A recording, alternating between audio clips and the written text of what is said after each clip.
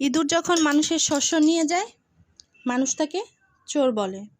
আর সেই মানুষই যখন মৌমাছির মধু নিয়ে যায়, তখন এই পৃথিবীর মানুষ মৌমাছিকে পরিশ্রমী ভাবে।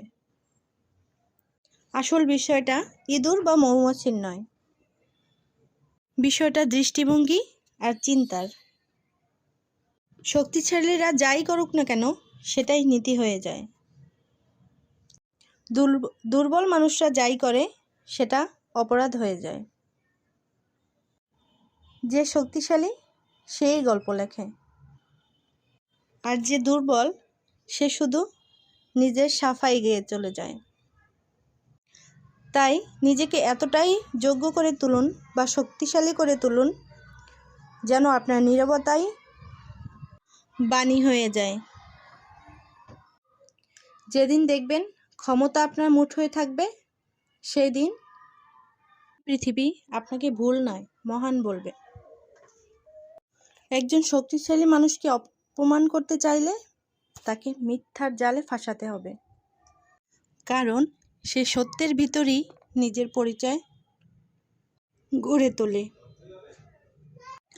আর একজন দুর্বল মানুষকে অপমান করতে চাইলে তার সামনে সত্য তুলে ধরুন, কারণ সে নিজের বাস্তবতাকেই সহ্য করতে পারে না।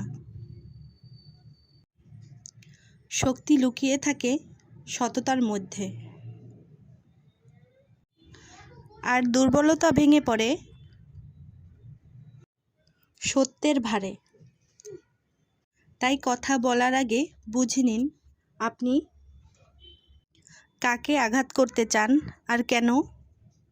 কাউকে কিছু না বলি তার চরিত্র বোঝার 6টি সহজ উপায় চলুন জেনে নিন। আমরা সবাই চাই মানুষকে বুঝতে, কিন্তু সব মানুষ তো নিজের আসল রূপ সহজে দেখায় না। তবে সত্যি কথা হলো, মানুষের কিছু ছোট অভ্যাসই অনেক বড় সত্য বলে দেয়। এর মধ্যে নাম্বার 1 হচ্ছে জুতো। জুতো শুধু পায়ের জিনিস নয়, এর মধ্যে মানুষের লাইফস্টাইল ও যত্ন নেওয়ার অভ্যেসকে পরিচয় দেয়। নাম্বার 2 হচ্ছে নখ। যে কোনো মানুষের হাতের